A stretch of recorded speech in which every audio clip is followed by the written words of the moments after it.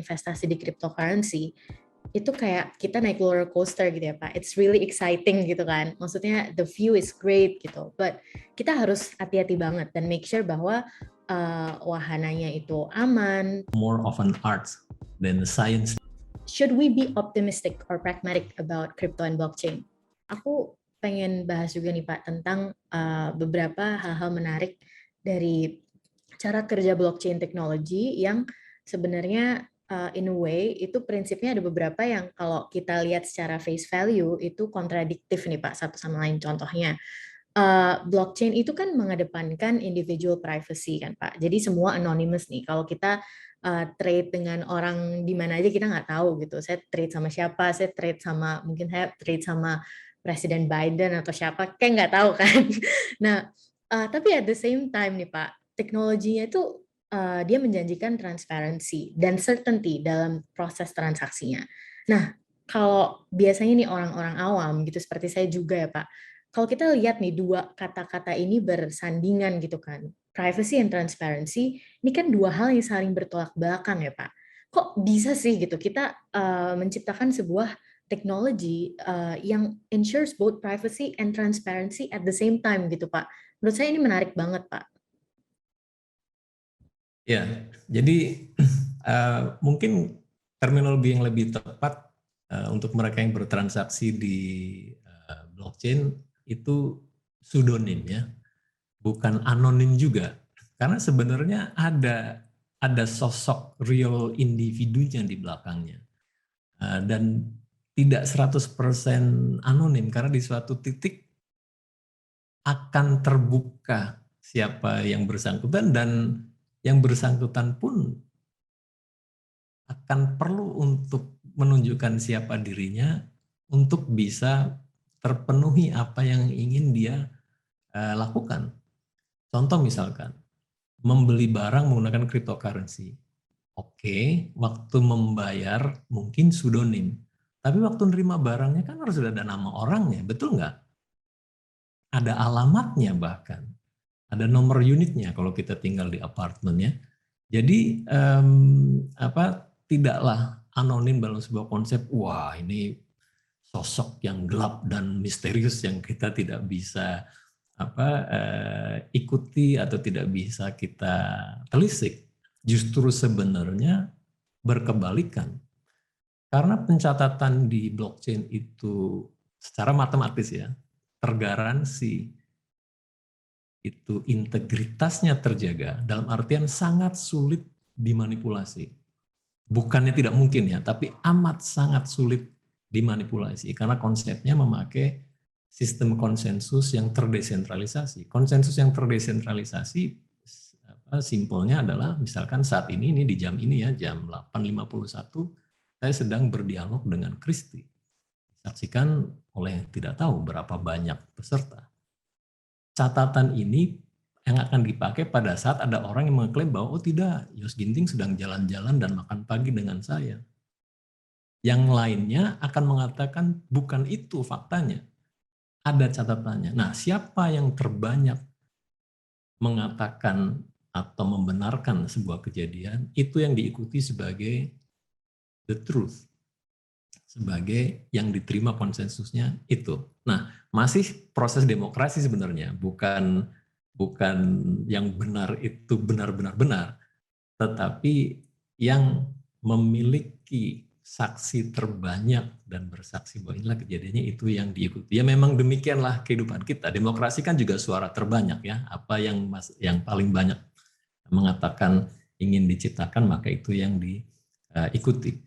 Jadi itu satu. Nah kedua, karena pencatatannya itu secara lengkap, secara runtut, dan tidak bisa atau hampir tidak bisa dimanipulasi, maka proses transparansinya itu bisa tercipta dengan sangat-sangat baik. Record atau catatan transaksi di blockchain itu tidak akan pernah hilang. Kalau di dunia konvensional kita pernah mencatat terus aduh catatannya ini di mana tadi ya, kan bisa terjadi seperti itu.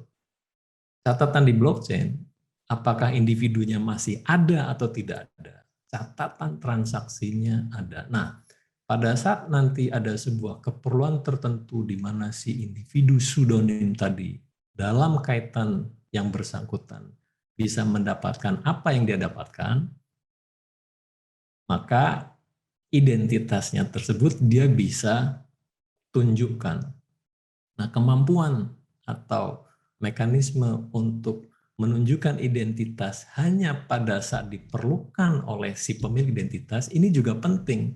Jangan sampai identitas ada di mana-mana padahal sedang tidak diperlukan.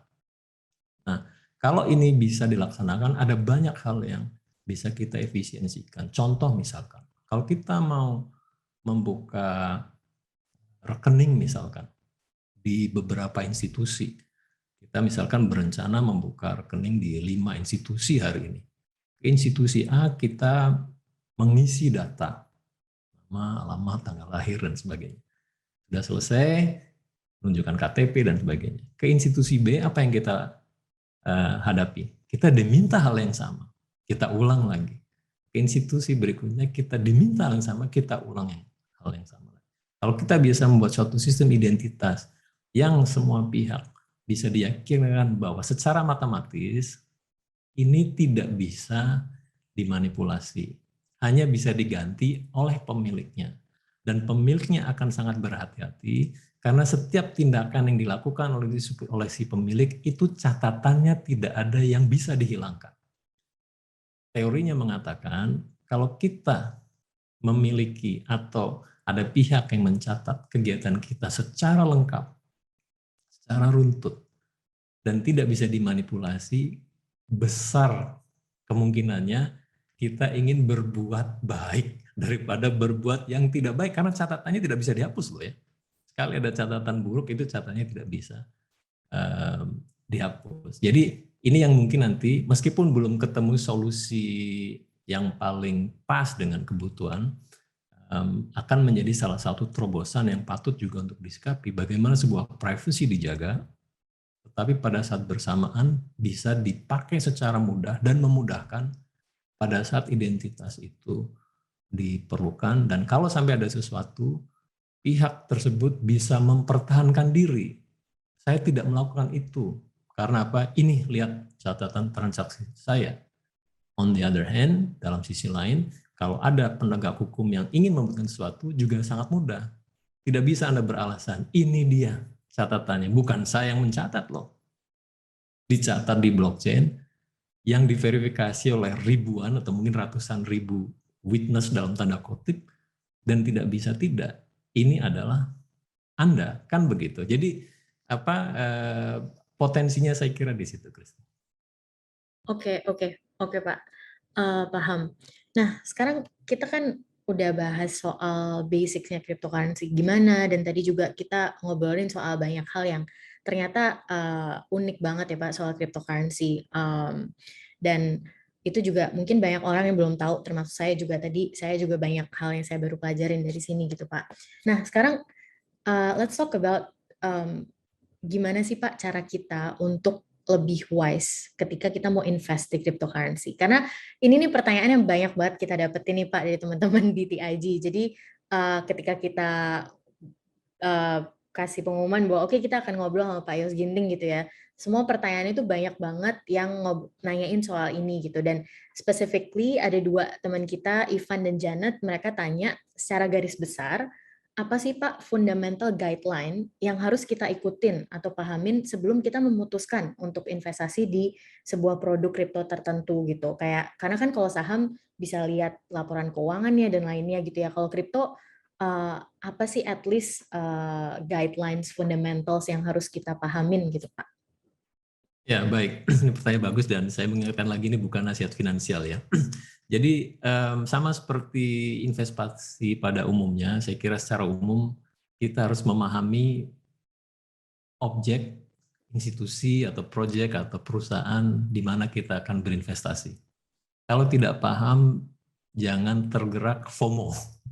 Karena wah lagi rame nih, semua orang ngomongin ini dan semua orang bilang baru saja beli, jangan sampai tertinggal.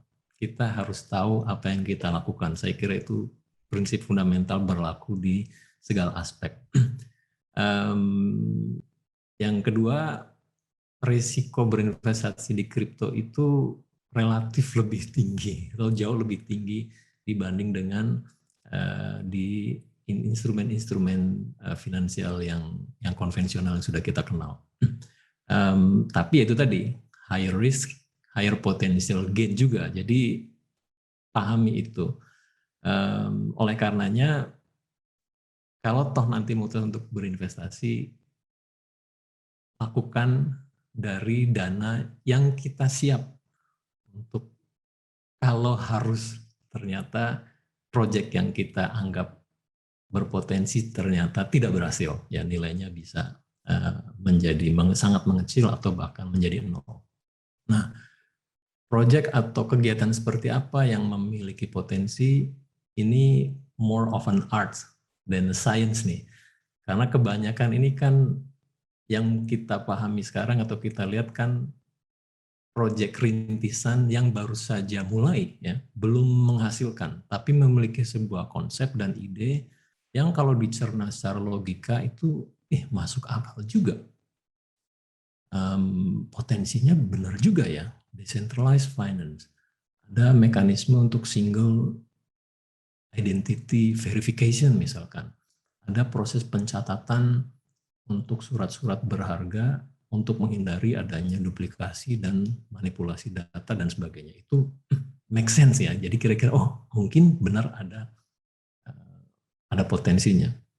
Nah, ada banyak aspek, tapi yang saya amati sebagai parameter-parameter yang baik untuk dicoba dilihat dan dikaji adalah yang pertama, apakah proyek tersebut memang memecahkan atau menyelesaikan sebuah masalah. Misalkan sistem logistik yang lebih efisien misalkan. Karena dokumentasi di dalam proses transaksi perdagangan internasional itu harus berkali-kali diminta dan diverifikasi. Direverifikasi. Kalau kita bisa bikin satu kali dokumennya terverifikasi dan dokumen tersebut dipastikan secara matematis telah tidak berganti, maka pihak yang berikutnya akan memiliki kenyamanan dan keyakinan yang tinggi untuk tidak harus melakukan proses yang berulang yang tidak diperlukan. Jadi itu apakah proyeknya memang menyelesaikan sebuah masalah yang membawa manfaat ya buat masyarakat. Yang kedua, aktivitasnya seperti apa? Bisa jadi pada saat dia menulis white paper-nya, itu masuk akal sekali. Tapi tumbuh dan bergerak dan bergulir tidak proyek ini. Aktivitas, nah kalau di dalam blockchain, itu aktivitas di chain-nya, ya kita bahasanya begitu, seberapa aktif, development-nya seberapa aktif, itu sebagai indikator apakah serius tidak ini tim yang tadinya mengkonsepkan atau memformulasi ide ini dalam mengimplementasikannya. Yang ketiga adalah seberapa banyak dia berkolaborasi atau teradaptasi. Jadi kalau ada sebuah ide, tiba-tiba ada proyek lain yang mengatakan, saya menjalankan sebuah proyek dan akan mengadopsi apa yang telah digulirkan oleh proyek X yang sebelumnya. Artinya sudah ada pemanfaatan di sisi hilir atau di tingkatan berikutnya. Karena kan ada proyek yang sangat-sangat fundamental misalkan. Kalau di dalam blockchain ada tingkatan protokol, dia berfungsi untuk mengamankan, kuncinya adalah kecepatan, kemudian programabilitas dan sebagainya. Setelah itu baru ada aplikasi lagi di atasnya, ada aplikasi lagi di atasnya. Semakin banyak yang mengadopsi apa yang dilakukan oleh proyek tersebut, semakin besar keyakinan kita bahwa berarti memang bermanfaat yang dia tadi rumuskan dalam white paper-nya. Nah, ini membutuhkan satu periode. Ada track record-nya. Kita lihat track record-nya. Kalau track record-nya semua indikatornya bagus, besar kemungkinannya, meskipun tidak ada garansi ya, besar kemungkinannya proyeknya akan jadi. Nah, masalah nilai terjadi di luar atau merupakan tambahan dari parameter-parameter tadi, karena seperti tadi kita bahas, nilai ini kan kesepakatan, konsensus saja. Siapa yang mau beli, siapa yang mau jual harganya sekian, yang mau beli mau tidak harga segitu, market yang yang menentukan. Nah, tapi perlu kita juga sama-sama pahami, semakin panjang track record-nya, berarti semakin jelas proyeknya, semakin sudah tinggi nilainya, semakin kita mungkin gain-nya tidak terlalu banyak. Jadi kembali lagi, sebenarnya tidak berbeda dengan mekanisme investasi konvensional. Jadi keberhati-hatiannya pun sama, mekanismenya pun kurang lebih juga sama, hanya ditambahkan memang di blockchain proyek yang belum bahkan berjalan, baru berupa sebuah rencana, baru mengeluarkan 10 halaman PDF file, sudah bisa ditawarkan dan sudah banyak yang membeli atau menginvest ke dalamnya. Jadi keberhati-hatiannya menjadi ekstra, tapi komponen-komponennya saya kira hampir semuanya sama. Demikian. Oke, jadi sebenarnya mirip ya Pak ya dengan gimana sih kita mengidentifikasi sebuah proyek konvensional sebelum kita mau investasi gitu ya Pak. Tapi mungkin memang yang harus penting akhirnya adalah kita harus lebih ngerti soal basics dari crypto dan blockchain. Jadi kan kita bisa ngecek nih mana nih aktivitas yang sebenarnya ini make sense. Kok ini proyeknya menjanjikannya kayak gini tapi ternyata lama banget gitu-gitu. Jadi sebenarnya makanya itu pengetahuan dan pengertian soal crypto dan blockchain itu penting ya Pak ya. Oke, jadi kalau gitu nih Pak, kalau saya boleh membuat sebuah analogi nih. Jadi sebenarnya kalau kita investasi di cryptocurrency, itu kayak kita naik roller coaster gitu ya Pak. It's really exciting gitu kan. Maksudnya the view is great gitu. But kita harus hati-hati banget dan make sure bahwa wahananya itu aman, terus juga theme parknya itu theme park yang legit gitu kan Pak. Maksudnya nggak theme park yang kita nggak pernah datengin sebelumnya gitu. Obviously beda misalnya di Disneyland dengan di theme park yang lainnya gitu kan. So basically itu yang kita harus pahamin gitu ya Pak. Nah, tapi terkait soal, tadi kan Pak Yos juga sebutin tuh, risk-nya tuh lebih besar gitu ya. Jadi kita harus siap nih, kalau misalnya kita mau put some money and invested in cryptocurrency ya, itu harus uang yang memang kita kasarnya ikhlas gitu ya Pak, kalau misalnya itu jadi hilang atau berkurang gitu. Nah, sebenarnya kenapa sih Pak, kok bisa ya cryptocurrency itu fluktuatif banget? Is it like a basic simple supply and demand principle atau ada faktor lain sih Pak? Ya, supply dan demand-nya tentu berpengaruh. Tapi seperti tadi juga sempat saya sampaikan, ada aspek pengharapan masa depan ya, yang membuat orang berspekulasi. Dan ini yang kemudian menjadi salah satu komponen yang bukan hanya menentukan, kadang menjadi cukup dominan di dunia digital asset. Terkait supply dan demand ini juga menarik untuk dipahami. Kalau pada umumnya di dunia konvensional barang itu bisa diproduksi, kalau demand-nya tambah, pabrik menambah volume produksi ya, umumnya begitu. Digital asset tergantung bagaimana dia diprogram, tidak bisa berlaku seperti itu. Bitcoin misalkan, telah diprogram hanya akan ada 21 juta. Mau di bagaimanapun juga, seberapa besar pun juga demand-nya, tidak bisa diproduksi lebih cepat dari apa yang sudah diprogram secara matematis di dalam code dari Bitcoin itu sendiri. Nah, ini yang juga kadang ikut menciptakan akselerasi dan fluktuasi dari harga menjadi lebih amplitudonya menjadi lebih besar. Karena pada saat demand-nya tinggi, supply-nya tidak bisa ditambah. Dan barang yang ingin dibeli oleh mereka yang ingin memiliki hanya bisa didapatkan dari mereka yang saat ini memiliki. Tidak ada pabriknya. Lain dengan barang konvensional. Kalau ada demand tinggi, pabrik kerja 24 jam, kerja lembur, karyawannya supaya produksinya ditambah supaya market bisa disuplai. Di dalam digital asset tidak seperti itu. Pemilik berikutnya hanya bisa mendapatkan dari pemilik sebelumnya.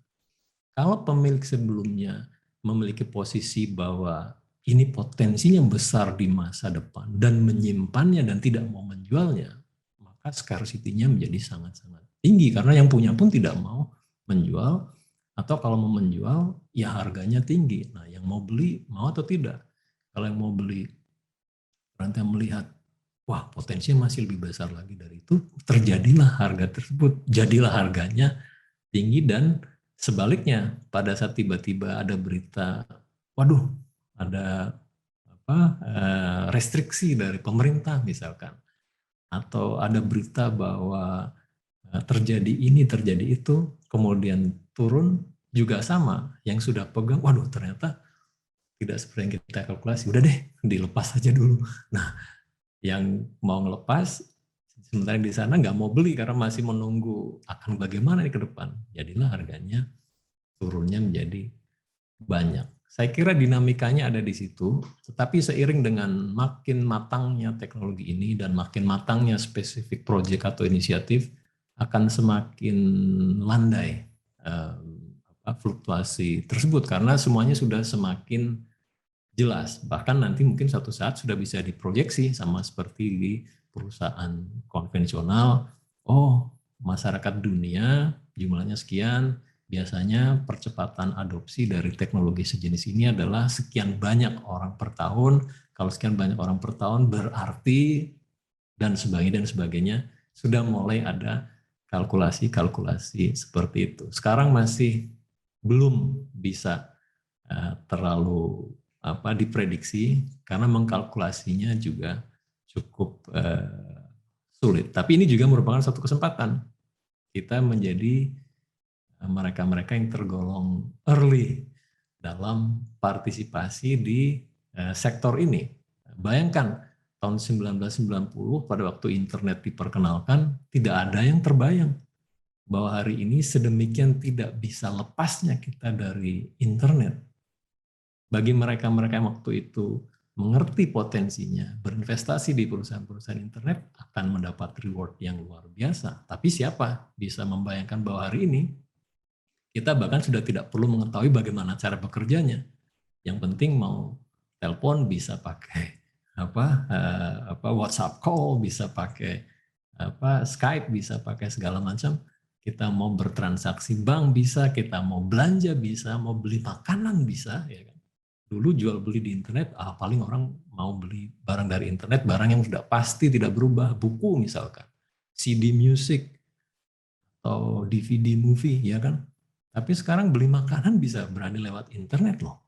Makanan kan bukan sesuatu yang dulu kita bayangkan kita bisa beli hanya melihat gambarnya loh.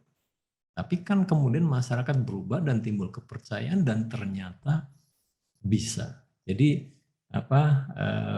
fluktuasi itu dari situ we are still early. Kalau kita bisa menemukan satu proyek yang bagus ya, tergantung tadi dari analisa kita, dan sekali lagi ketahui apa yang akan kita invest. Kalau kita punya keahlian dan punya pengalaman dan punya banyak expertise di bidang logistik misalkan, cari proyek-proyek logistik yang kita lebih punya sense, oh ini masuk akal, oh ini benar nih, saya punya masalah ini dalam proses saya sehari-hari, jadi dia betul nih. Itu akan lebih meyakinkan ke kita dan potensi errornya bisa diperkecil. Kurang lebih begitu, Kristi. Oke, Pak. Nah, terkait tentang ini juga specifically nih, Pak. Orang-orang yang lumayan skeptis terhadap cryptocurrency dan perkembangannya itu kan banyak sekali yang menyamakan saat ini tren cryptocurrency dan blockchain itu kayak beberapa tren yang terjadi di masa lalu nih, Pak. Contohnya nih, kayak tren The Tulip Mania di Amsterdam waktu itu tahun 1630-an. Itu masih lama banget sih, Pak. Tapi mungkin the recent one ya, yang kita bisa lihat itu orang banyak memparalelkan dengan the dot-com boom pada tahun 1990-an gitu, Pak. Nah, Pak Yus setuju nggak sih kalau misalnya kita bilang ini sebenarnya paralel? Atau sebenarnya nggak bisa dibilang paralel karena teknologi dan juga konteks perkembangannya udah beda gitu Pak. Coba deh Pak. Ya, jadi kalau dari aspek teknologinya, saya kira ini akan stay dan terus berkembang dan akan bermanfaat. Yang bisa terjadi boom and bust, saya kira di tingkatan aplikasinya. Mungkin kalau over promise atau over optimistic bahwa sebuah proses bisa disempurnakan, bisa diefisiensikan dengan blockchain dan ternyata tidak, itu bisa jadi tidak berjalan. Karena jangan lupa, meskipun teknologi blockchain itu cukup menawarkan banyak solusi, bukan solusi dari segala macam problematika kita hari ini. Tidak semua problem itu solusinya blockchain. Jadi kita juga harus jeli. Kalau setiap kita melihat ada sesuatu blockchain, kita coba cerna, masuk akal nggak ya proses tersebut pakai blockchain? Karena kita pernah dengar ya, ada perusahaan-perusahaan yang namanya diganti pakai blockchain, tiba-tiba harga sahamnya jadi bergerak naik. Memanfaatkan euforia dari, wah blockchain itu seperti solusi segala macam masalah. Bukan. Masalah-masalah yang bisa diselesaikan dengan blockchain bisa diselesaikan dan bisa disempurnakan, bisa diefisiensikan, tapi ada masalah yang juga tidak bisa diselesaikan dengan blockchain. Jadi teknologinya akan stay dan for sure menurut saya akan semakin solid, semakin baik, semakin robust. Aplikasinya ini yang harus kita sama-sama gali, sama-sama kaji untuk bisa benar-benar tepat dan membawa manfaat. Nah sekali lagi ini opportunity nih untuk kita semua. Kita masih early, development-nya masih sangat-sangat cepat. Kalau kita bisa menjadi early mover, ya kan, kita punya advantage nih.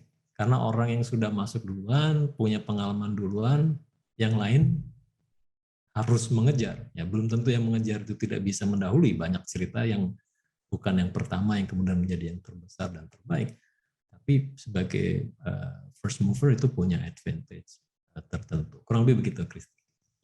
Oke Pak, let's talk about the future and potentials of crypto and blockchain ya Pak ya.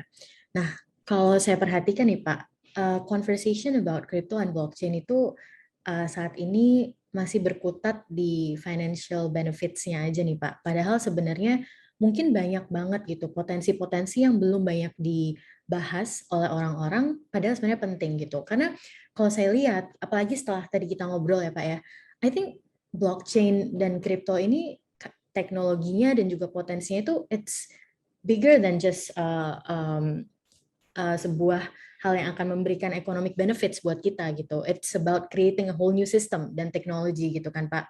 Nah, dan sekarang ternyata banyak juga teknologi-teknologi baru yang berangkat dari blockchain teknologi gitu. Contohnya nih Pak, kayak artificial intelligence, AI, terus the Internet of Things tentang koneksi IoT juga, robotics dan lain-lain. Berarti sebenarnya if we want to talk about the future nih Pak, kita kan we're talking about a more autonomous operations di segala bidang ya Pak. Business process bisa run themselves dan yang menurut saya menarik, berarti kan kita ini tuh manusia berevolusi lebih percaya teknologi nih daripada lebih percaya manusia satu sama lain ya Pak. Jadi kayak kita lebih percaya dan bergantung pada teknologi gitu. Bukan lagi contohnya kita percaya sama kemampuan manusia untuk menganalisis sesuatu gitu kan. Jadi kita menciptakan teknologi yang pada akhirnya kita bisa bilang kalau kita oke, I'm relying on you 100% gitu Pak. Terkait hal ini nih Pak, boleh nggak kasih ideas gitu menurut Pak Yos, gimana sih potensi-potensi yang sebenarnya mungkin ada di bidang-bidang lain yang belum banyak dibicarakan oleh orang nih Pak? Ya, saya kira kita kembali lagi ke aspek paling mendasar dari apa yang ditawarkan oleh blockchain dan kemudian menjadi dasar dari cryptocurrency, yaitu dimungkinkannya sebuah nilai untuk bisa ditransmisikan atau ditransaksikan. Contoh yang paling mudah yaitu mata uang atau alat pembayaran yang kita gunakan sehari-hari. Dengan adanya kemungkinan nilai itu bisa ditransaksikan dan bukan oleh manusia, ini banyak hal yang bisa diefisiensikan. Sekarang kalau kita belanja kan kita harus menekan nomor, memasukkan nomor kredit card kita. Kalau kita ke toko, kita nggak bisa, katakanlah sudah ada robot ya. Robot itu datang ke toko, kemudian bawa tas belanjaan, pada saat disuruh bayar kan, loh mau bayar pakai apa ini? Nah, kalau si robot bisa membawa sebuah mekanisme pembayaran yang terverifikasi dan si penjualnya dipastikan akan menerima pembayaran tersebut, kan ada banyak hal yang bisa dipermudah. Ambil yang paling contoh sehari-hari ya. Waktu kita bayar listrik, kita kan hampir tidak pernah dispute kok meterannya sekian ya, sehingga biayanya 100.000. Kita sudah percaya bahwa meteran itu betul. Tapi meskipun meteran itu betul dan biayanya itu 100.000 itu kita percaya betul, kita membayarnya masih harus pakai proses dalam tanda kutip yang menyangkut diri kita loh. Bagaimana kalau si mesin meteran itu suruh bayar sendiri? Kita beri dia uang saku dalam tanda kutip, kemudian setiap kali tagihan itu muncul, maka dia yang membayar. Simple sih, tetapi menghemat 5 menit, 10 menit dari proses bulanan yang sebenarnya tidak perlu karena kita senantiasa percaya dan menerima kalau meteran itu sudah benar, maka tagihannya sudah benar. Dan itu akan memudahkan kalau misalnya orang liburan lama, rumahnya ditinggal, aduh lupa nggak bayar listrik nih. Meskipun sekarang sudah ada internet banking dan sebagainya, tapi kan membutuhkan intervensi kita. Kalau kemudian alat meteran listrik itu bisa diberi uang saku dan hanya bisa membelanjakannya atas instruksi kita dan terprogram, itu bisa membantu. Sekarang sudah ada driverless car. Driverless car bisa disuruh belanja dan ngambil belanjaan, tidak. Kalau dia bisa kita beri uang saku untuk membayar pada waktu belanja, pas mobilnya itu lagi di sebuah tempat dan dekat sebuah tempat perbelanjaan, kita bisa pesan, dia suruh ngambil, dia suruh bayar, bisa jalan sendiri. Ya jadi kelihatan seperti kayak kayak science fiction movie, tapi rasanya tidak mustahil. Semua hal yang selama ini meskipun tidak terlalu merepotkan, tapi sebenarnya bisa benar-benar diotomatisasi dengan tetap terjaga integritas dan keamanannya, saya kira akan bergeser. Persewaan mobil misalkan, mobilnya diparkir, kalau kita bawa sebuah smartphone dan kita verifikasi kita bisa membayar, mobilnya mau membuka kuncinya dan mau start. Begitu uang sewanya habis, mobil memberitahu beberapa menit sebelumnya supaya nggak mogok di tengah jalan tol, diparkir dia mati karena sudah habis sewanya. Kan efisien sekali penyewaan yang bisa dilaksanakan seperti itu. Nah, mungkin proses pengamanannya belum 100% robust dan sebagainya, itu saya kira nanti tinggal masalah waktu. Tapi kembali lagi, potensi dari teknologi ini, creativity is the limit. Apa yang kita bisa coba bayangkan dan memang cocok dengan dasar dari offering dari teknologi ini, yaitu transaksi objek digital yang aman, itu bisa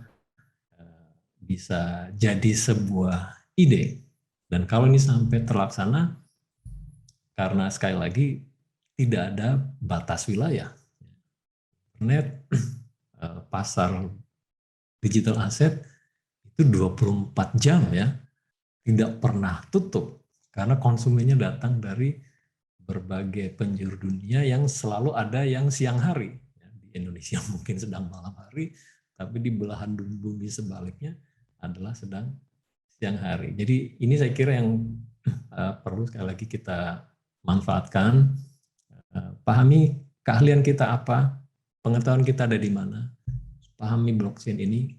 Kalau ada sesuatu yang nyambung, dan apapun, kita tadi tahu bahwa seniman sudah memanfaatkan, tidak terfikirkan ya, seniman bisa memanfaatkan dan ada objek seni 69 juta US dollar ditransaksikan melalui internet, mungkin bahkan lebih mahal dari kebanyakan objek seni yang konvensional. Nah ini yang potensi-potensi ini saya kira harus kita jadikan sebagai pemercik kita untuk mencoba mendalami lebih teknologi ini. Oke Pak, kalau kita ngomongin soal potensi dari blockchain dan cryptocurrency, kita nggak bisa terlepas dari sustainability ya Pak ya, karena sekarang banyak sekali kritik tentang blockchain teknologi itu adalah banyak banget environmental concern-nya gitu, banyak negara juga China, Iran, dan banyak negara lain juga yang mulai ngomongin soal ini nih Pak. Nah, gimana Pak, menurut Pak Yos, supaya teknologi ini tuh bisa lebih sustainable dan tidak lebih, maksudnya lebih baik buat lingkungan gitu ya Pak? Karena kan basisnya kalau ini kan kita sekarang kayak ada semacam mining farm gitu ya, yang besar gitu ya Pak. Nah, ini kan basisnya pakai komputer, jadi mau nggak mau kan emang butuh ada cost-nya gitu. Nah, gimana Pak menurut Bapak soal ini? Ya, saya kira sama seperti proses perkembangan teknologi lainnya yang sudah kita kenal sekarang, itu nanti akan ada evolusinya.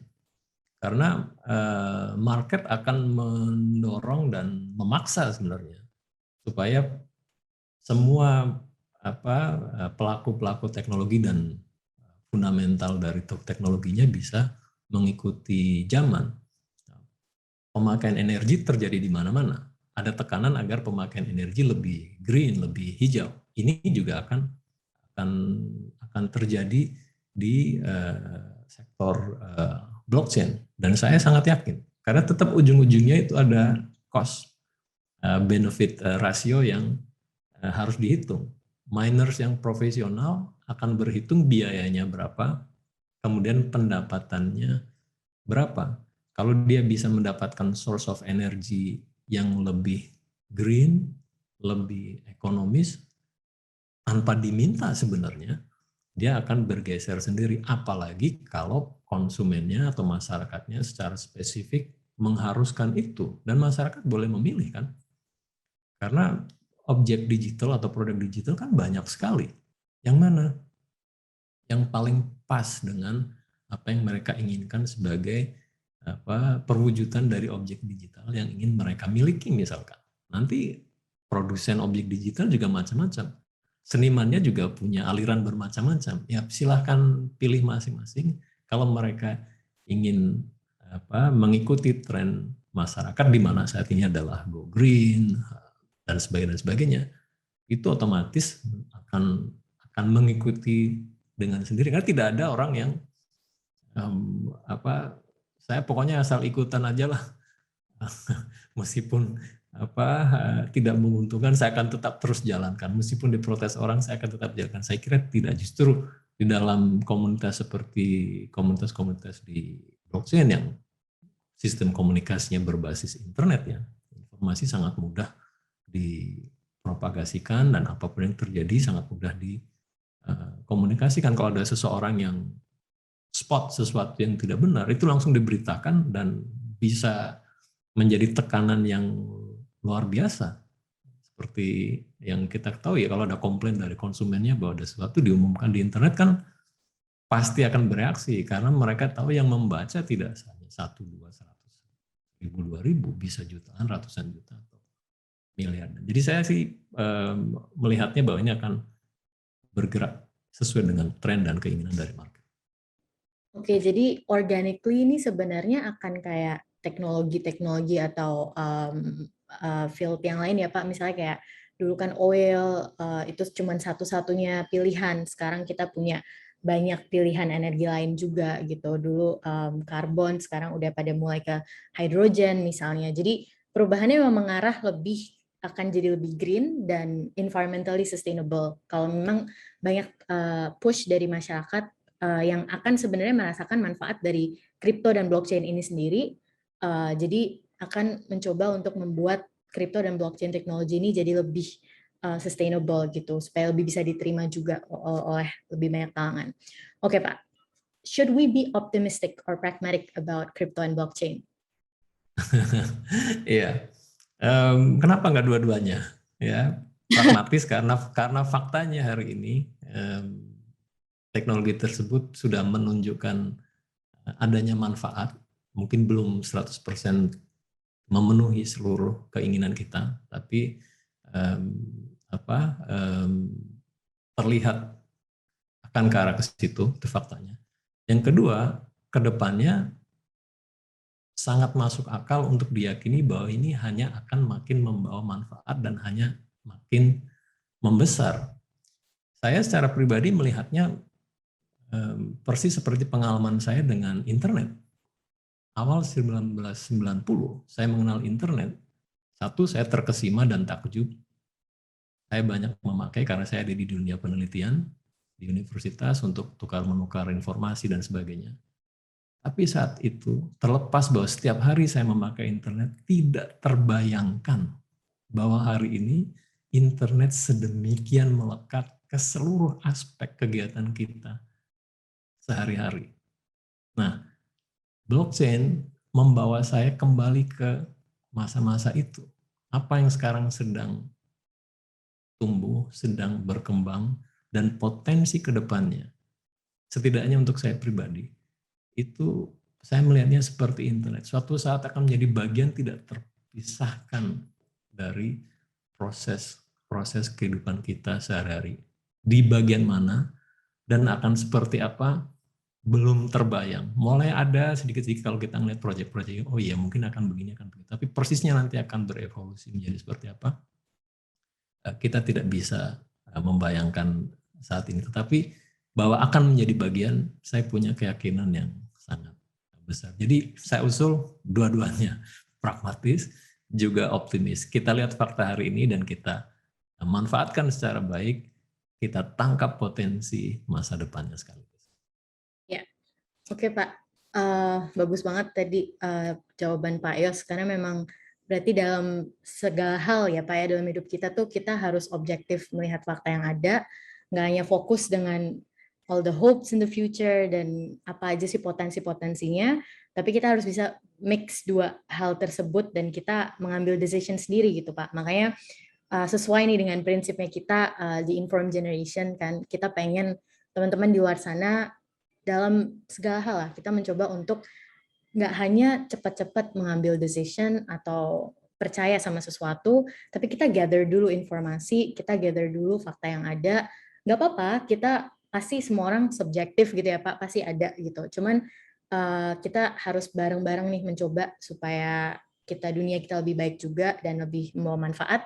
Jadi kita harus lebih bisa bijak mungkin ya Pak dalam memilih sesuatu, dalam melakukan decision making dalam sehari-hari.